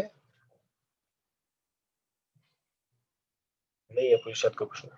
तो आपसे भक्तों से रिक्वेस्ट है, आप प्लीज डेली सेशन अटेंड कीजिए। देखिए वो प्लेटफॉर्म आपके लिए बना है, आपकी सुविधा के लिए बना है। आज से पहले ऐसे सिस्टम नहीं बना है कि महाराज से रिक्शा लेना चाहते हैं, उनके लिए कॉमन प्लेटफॉर्म बना है जहाँ पर अपनी साधना भी अच्छा कर सकते हैं, अपने जो भी डाउट्स है उसको क्लियर कर सकते हैं। हमको डेली फॉलोअप करने का नीड नहीं होना चाहिए कि आप आए या नहीं आए, ये आपकी सुविधा के लिए है। आपको इसके लिए सिंसियर होना है और आपको रेगुलर अटेंड करना है। काफी डिवोटीज है जो मुझे आज पहली बार नजर आए सेशन में, वो ग्रुप में तो है काफी, बट रेगुलर नजर नहीं आते हैं। कुछ डिवोटी है सिंसियर है, इन्फॉर्म कर देते हैं प्रभु जी इस वजह से हम ज्वाइन नहीं कर पा रहे, वो अच्छा है। लेकिन आप लोगों को सिंसियर बना, ये प्लेटफॉर्म आपके लिए है। जब तक आपका उत्साह है तब तक हमारा उत्साह है। अगर आपका उत्साह ठंडा पड़ जाएगा तो हमारा उत्साह भी देखिए ठंडा पड़ जाएगा। इसलिए आप लोग सिंसियर रहिए, आप रेगुलर अटेंड कीजिए सेशंस को, ठीक है? ये मेरा आप लोगों से सबसे रिक्वेस्ट है। राकेश प्रभु, आप पूजा कुछ कहना चाहेंगे? हरे कृष्णा प्रभु जी। हरे कृष्णा। हरे कृष्णा प्रभु जी, आपके कमल चरणों में दंडवत प्रणाम। थैंक यू सो मच प्रभु जी, thank you so much for such a wonderful and enlightening session. मतलब आपके मुखारबंद से ये सब सुन के इतना अच्छा लगा है। ईशोपनिषद में आपने जो आज समझाया हम लोगों को बहुत अच्छा लगा है, बहुत आनंद आया। और मतलब अपने आप को हम पाते हैं कि मतलब अभी जो हमारे आचार्यों ने और गुरु महाराज जो भी हमें शिक्षाएं दे रहे हैं उसके पथ पे चलने के लिए अभी हमें बहुत मेहनत करनी पड़ेगी। क्योंकि जो भी हमारी इंद्रियां हैं, स्पेशली जो जीवा के बारे में आपने बताया कि उसपे चाहे हमसे क्या पाते हैं, क्या किस वाणी का प्रयोग करते हैं, उससे कंट्रोल करना सच्ची में बहुत डिफिकल्ट है। मैं खुद बहुत डिफिकल्ट पाता हूँ इसको कि कैसे अपनी जीवा पे कंट्रोल करूँ, कैसे क्रोध पे कंट्रोल करूँ। और मैं भी कोशिश यही कर रहा हूँ कि हरि नाम जप करके, भगवान का नाम का जप करके, और मैं इस स्थान पे पहुंच सकूं, ऐसे उस लेवल पे पहुंच सकूं जहाँ पे मैं अपनी इंद्रियों को और अपने इस क्रोध को, अभिमान को कंट्रोल कर सकूं। थैंक यू सो मच प्रभु जी, thank you so much. And आप आशीर्वाद दें। आप अब हम सब पतितों का उद्धार करने के लिए हर हफ्ते आते हैं। मैं आपसे हरे कृष्ण प्रभु जी, थैंक यू। आप सबके यहाँ पे प्रभु जी आपको धन्यवाद दे रहे हैं। हरे कृष्ण। थैंक यू प्रभु जी। आप प्रभु जी आप हर संडे ऐसे आते रहें, हम लोगों का उद्धार करते रहें, ताकि धीरे धीरे हम लोग जो हमारे गुरु महाराज जो आदेश दे रहे हैं उसका हम पालन कर सकें। धन्यवाद धन्यवाद। एक अनीता और सिमी माता जी ने लिखा है प्रश्न। हरे कृष्णा प्रभु जी, दंडवत प्रणाम। My question is that we are saying the pranami mantra of Maharaj ji, there is also name of Maharaj ji, if we are saying it then aparadh while saying? ऐसा नहीं है, हम उनका ग्लोरिफिकेशन कर रहे हैं और स्पेसिफिकली तो इसमें कोई अपराध नहीं है। उनका ये प्रणामी मंत्र बनाया है उनका गुणगान करने के लिए, तो उसमें अपराध किस बात का? 2 प्रश्न हो रहे हैं, रजनी पूछना चाहते हैं। रजनी माता जी प्रश्न पूछ सकते हैं। हरे कृष्ण प्रभु जी, दंडवत प्रणाम। हरे कृष्ण। ये वीडियो ऑन कर सकते हैं अपना रजनी माता जी, पॉसिबल? जी प्रभु जी।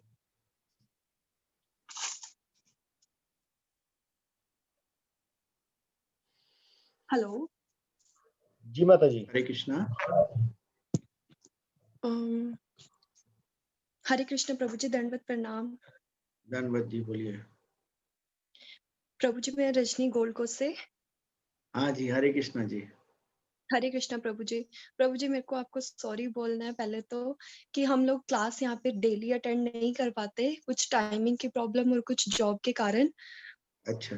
उसके लिए बहुत बहुत शर्मिंदा भी है कि इतना कुछ होने के बाद भी, इतनी फैसिलिटीज होने के बाद भी हम लोग नहीं अटेंड कर पा रहे हैं। उसके लिए बहुत बहुत सॉरी प्रभु जी। लेकिन जो भी लिंक आते हैं, गुरु महाराज के जो लेक्चर आते हैं, वो हम लोग सुनते हैं, मैं और मनीषा दीदी।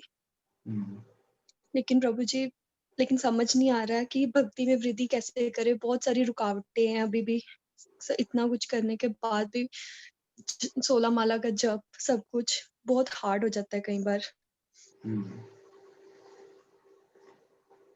तो ऐसा है कि डिफिकल्ट तो है, क्योंकि पहले हमने भक्ति नहीं की थी, तो अब भक्ति करने का प्रयास कर रहे हैं। तो जो हमारे प्रीवियस सिंस हैं, जो हमारे प्रीवियस अटैचमेंट्स हैं, वो हमें दिक्कत तो करेंगे थोड़े बहुत, लेकिन हमें धैर्यवान होना चाहिए। रूप गोस्वामी कहते हैं हमें आशाबद्ध होना चाहिए, एंथुसियास्टिक होना चाहिए और जूझने का प्रयास, भागने का नहीं प्रयास करना चाहिए। ये केवल बादल हैं, कुछ समय के बाद ये छट जाएंगे। अगर हम कंटिन्यू रखेंगे अपने 16 राउंड्स, सुबह मंगल आरती और श्रीमद् भागवत की क्लास और चांटिंग और डांसिंग, जितना भी हम कर पा रहे हैं हम कंटिन्यू रखेंगे, तो एक दिन ऐसा होगा कि ये जो भी इम्पेडिमेंट्स हैं, इनकी फ्रिक्वेंसी धीरे धीरे कम हो जाएगी और हमारी लाइफ जो है स्मूथ हो जाएगी। हम हमेशा प्रे करते रहें भगवान से कि हमें जो है जंजाल से निकाल लें, तो भगवान जरूर निकालेंगे, ये डेफिनेट है, हमें निकालेंगे, लेकिन निकालेंगे भगवान। तो हमें ये भगवान पे विश्वास करके चलना चाहिए। और अगर इस जीवन में हमारा लाइफ कंप्लीट नहीं हुई, तो अगले जीवन में हमें फिर मौका मिल जाएगा। प्रयास ये करना चाहिए इसी जीवन में निकले। अगर हम थोड़े सीरियस होकर के मेहनत करेंगे तो निकलेंगे। और हमेशा वैष्णवों का संग, गुरुजनों, सीनियर से एक काउंसलिंग करते हुए चले, क्योंकि वो हमें हमेशा हमारा जो विश्वास है भगवान के चरणों में, गुरु के चरणों में और हमारी जो एंथुजियाज्म उसको हमेशा उठाते रहेंगे, और हम जब भी डाउन होंगे तो हमें फिर ऊपर घसीट देंगे ऊपर, और हमारी लाइफ जो है कंटिन्यू रहेगी। तो कुछ टाइम चलेगा ये अप्स एंड डाउन्स, कुछ टाइम ये हिचेस रहेंगे, लेकिन आगे जो है वो जीवन अच्छा हो जाएगा, ये आप डेफिनेटली समझ लो। मुझे बहुत कोशिश करते हैं, अपना आशीर्वाद दीजिए। Thank you so much. Hare Krishna. Hare Krishna. Hare Krishna. Sanjana माता जी, आप प्रश्न पूछ सकते हैं।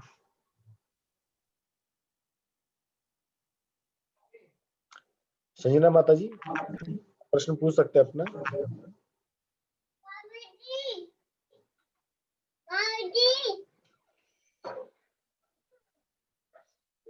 राकेश वो अपना प्रश्न पूछ सकते हैं, माता जी तो नहीं अनम्यूट कर रहे। हरे कृष्ण प्रभु जी। हरे कृष्ण प्रभु जी।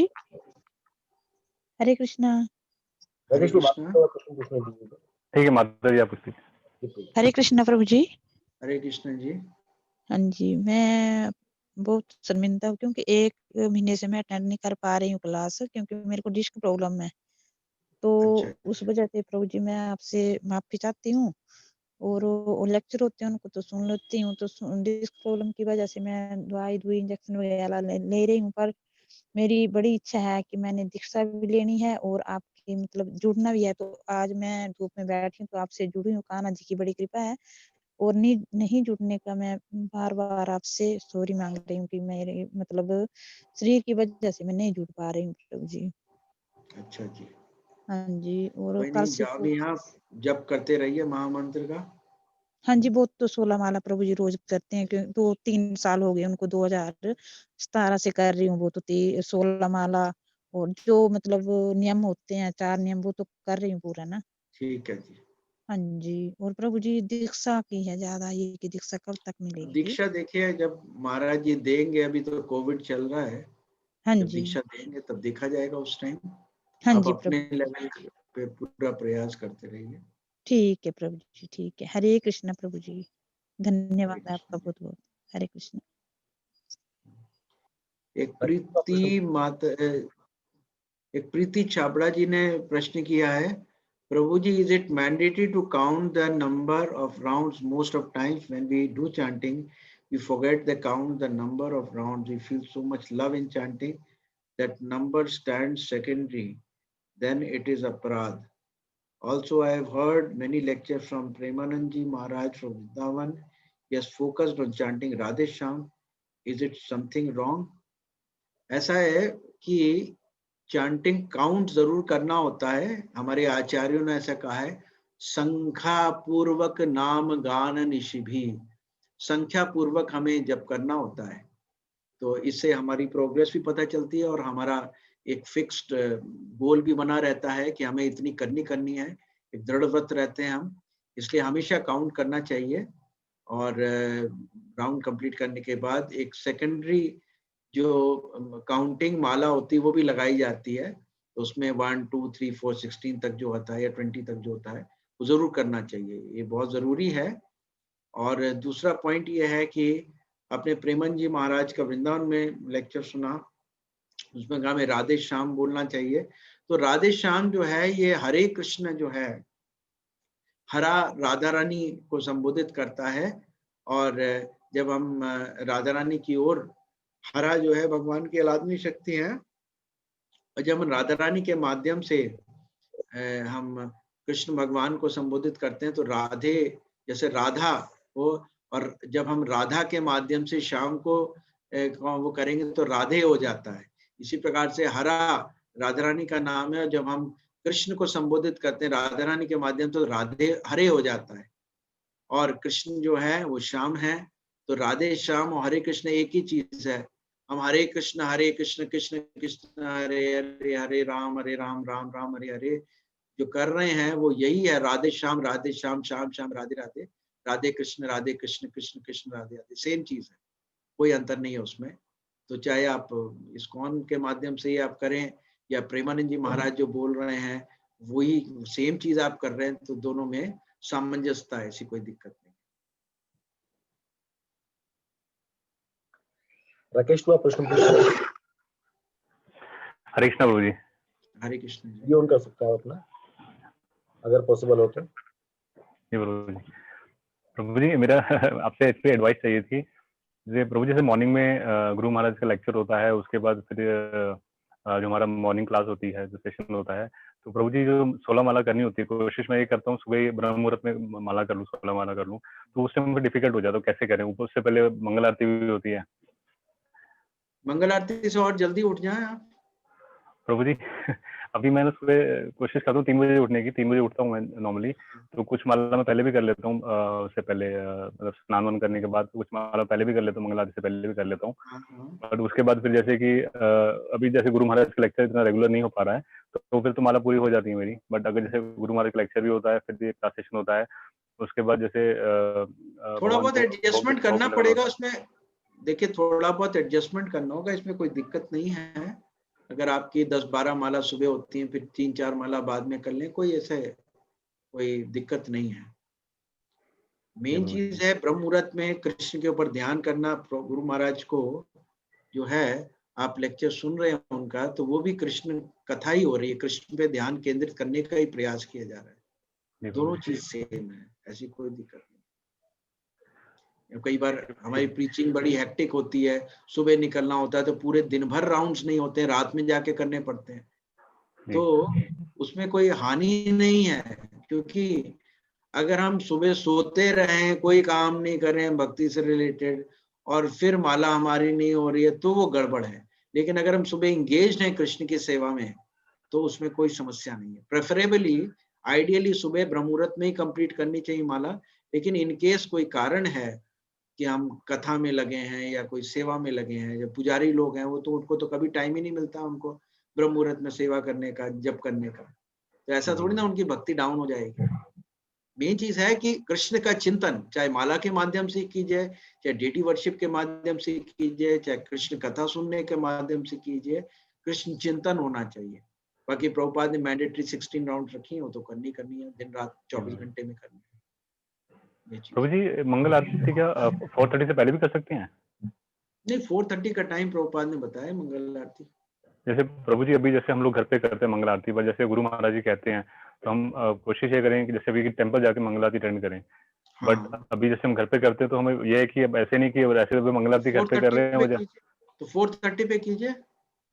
और नहीं जैसे प्रभु जी जैसे थोड़ा पहले कर लें और उसके बाद हम टेम्पल जाके अटेंड कर लें मंगल आरती। नहीं, कोई जरूरी नहीं। अगर टेम्पल में अटेंड कर रहे हैं मंगल आरती, तो फिर घर में करने की जरूरत ही नहीं है। भगवान को जगा दीजिए बस। कि टेम्पल जो आपके घर के डेटीज हैं, वो भगवान जो मंदिर में है उनके एक्सटेंशन है। आइडियली हमें भगवान की सेवा मंदिर में ही करनी चाहिए, लेकिन क्योंकि हम गृहस्थी हैं, हमें घर के भी काम करने हैं, इसलिए हमें बीच में आना पड़ता है घर में काम करने के लिए। तो हमारी सेवा कंटिन्यूड रहे, इसलिए घर में डेटीज हैं उनकी सेवा में लगे रहना चाहिए। ठीक है प्रभु जी, धन्यवाद धन्यवाद। अर्चना माता जी आप प्रश्न पूछ सकते हैं अपना।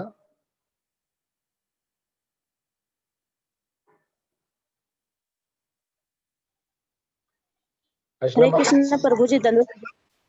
हरे कृष्ण। मेरा प्रश्न यह है कि बहुत कोई बोलते हैं कि देवी देवता और तुलसी माता में क्या अंतर है? देवी देवता तुलसी माता का पूजा किया जाता है, देवी देवता।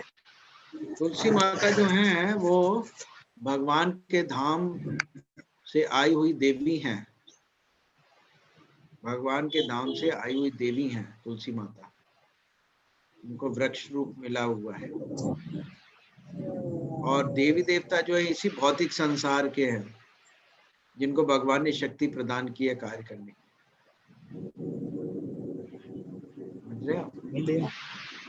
बहुत कोई बोलते हैं कि आप लोग तुलसी माता को ही क्यों पूछते हैं, बाकी देवी देवता को क्यों नहीं पूछते हैं, कृष्ण को पूछते हैं? क्योंकि ब्रह्मा जी का वरदान है तुलसी माता को। कृष्ण भगवान का वरदान है, विष्णु भगवान का वरदान है, जो तुलसी की सेवा करेगा वो कृष्ण की प्राप्ति होगी। और हम कृष्ण की प्राप्ति के लिए ही प्रयास कर रहे हैं, इसलिए हमें वही करना है जिससे कृष्ण की प्राप्ति हो। देवी देवता की पूजा करने से हमें कृष्ण की प्राप्ति नहीं होगी।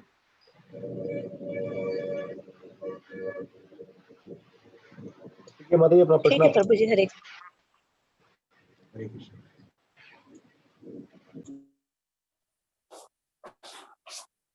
हरे कृष्णा प्रभु जी, कोटि कोटि धन्यवाद। हरे कृष्णा, कोटि कोटि धन्यवाद। प्रभु जी मैं प्रतिज्ञा, बिलासपुर छत्तीसगढ़ से। हाँ जी, बोलिए माता जी। प्रभु जी मेरा क्वेश्चन था कि जैसे हम डिवोटीज के साथ रहते तो जनरली हमारी क्वालिटी आ जाती कि हाँ हम उनके साथ हम्बली बिहेव कर रहे हैं, लेकिन यही क्वालिटी जब हम अपने क्लोज वंस के साथ हैं, घर वालों के साथ है, तो ये क्वालिटी हमेशा हमारे अंदर रह नहीं पाती। हम कभी गुस्सा कर देते हैं, विनम्रता का भाव खो सा जाता है उनके साथ, हम लोग उन लोगों को लाइटली ले लेते हैं। तो ये क्वालिटी हम कैसे लेके आए अपने अंदर? ये क्वालिटी हम ऐसे लेके आए कि हम ये सोचें कि सभी जीवात्माएं हैं और ये जो जीवात्माएं हैं ये हमारे शरीर से संबंध रखती हैं। हमारा कर्तव्य माता पिता की आदर करना, मातृ देवो भव पितृ देवो भव, उनका आदर करना, उनका सम्मान करना, उनसे रिस्पेक्टफुली बात करना, एक एटिकेट से बात करना। और लेकिन अगर हमारे माता पिता गुरु और कृष्ण के खिलाफ कुछ बोल रहे हैं तो हमें उनका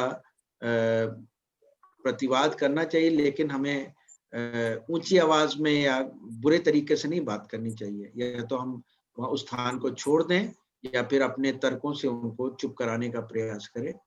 और द्वेष नहीं रखना किसी के प्रति। जो हम रिश्तेदार, हमारे परिवार वाले हैं, जब हमारे से अच्छा बुरा बर्ताव नहीं करते हैं या हम उनके साथ ज्यादा फेमिलियर हो जाते हैं, अपना मान करके उनको हम ज्यादा कुछ बोलना शुरू करते हैं, तो वो उचित नहीं है। अपना केवल हमने कृष्ण को मानना है, गुरु को मानना है, बाकी सब इस संसार में जो है जीवात्माएं हैं और उनके साथ एक समान व्यवहार करना है। एक समान व्यवहार करेंगे तो हम ब्रह्मभूत अवस्था को आएंगे, आत्मा के स्तर पे हम उठेंगे। और सबसे अच्छा व्यवहार करना है, एक भक्त का यही नेचर होता है। और प्रभु जी एक और क्वेश्चन था कि हम चैंटिंग के बाद हमारी सेकंड प्रायोरिटी क्या होनी चाहिए, कि हियरिंग या बुक रीडिंग? क्योंकि जनरली ऐसा होता है कि हम रीडिंग कर रहे हैं तो अगर हियरिंग हो सके तो अच्छी बात है, हियरिंग और रीडिंग भी जरूरी है। सब बैलेंस तरीके से हियरिंग करना, हियरिंग अच्छी चीज है।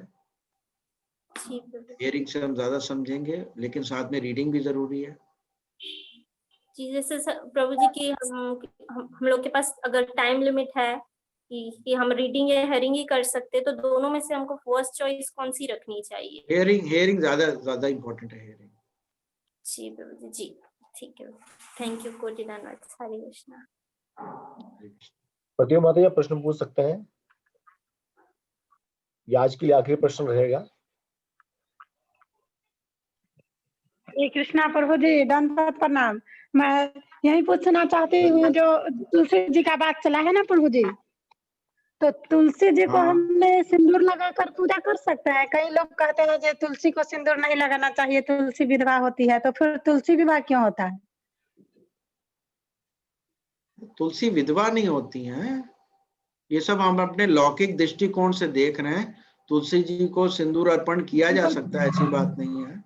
टेम्पल के ही पुजारी बोले हुए थे जो तुलसी को, तो सिंदूर तो हम लोग लगा के तुलसी जी को पूजते हैं, तो कोई जो हमें अपराध नहीं हो प्रभुपाद ने रहा है? तरीका बताया हमने उस, देखिए ऐसा है, हम अपने ढंग से पूजन करते रहते हैं पहले से, लेकिन अभी हम हरे कृष्ण आंदोलन में आए तो हमारे दादा गुरु प्रभुपाद जी ने जो तरीका बताया पूजा करने का, उसके मुताबिक करना चाहिए। पुरानी चीजें छोड़ देनी चाहिए और गुरु आज्ञा में चलना चाहिए।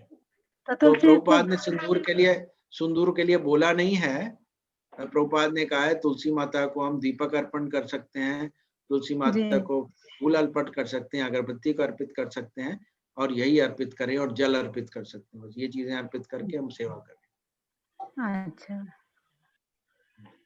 ठीक है प्रभु जी, हरे कृष्णा। लास्ट प्रश्न काजल माता जी का बस। हरे कृष्णा प्रभु जी, दंडवत प्रणाम। हरे कृष्णा प्रभु जी, गोलोक और वैकुंठ में क्या फर्क है? वैकुंठ जो है, बहुत सारे लोक है, वैकुंठ लोक हैं आध्यात्मिक जगत में, और गोलोक जो है सबसे बड़ा लोक है आध्यात्मिक जगत में, जहाँ कृष्ण भगवान विराजमान होते हैं। वो सबसे उच्च कोटि का लोक है गोलोक। ये अंतर है।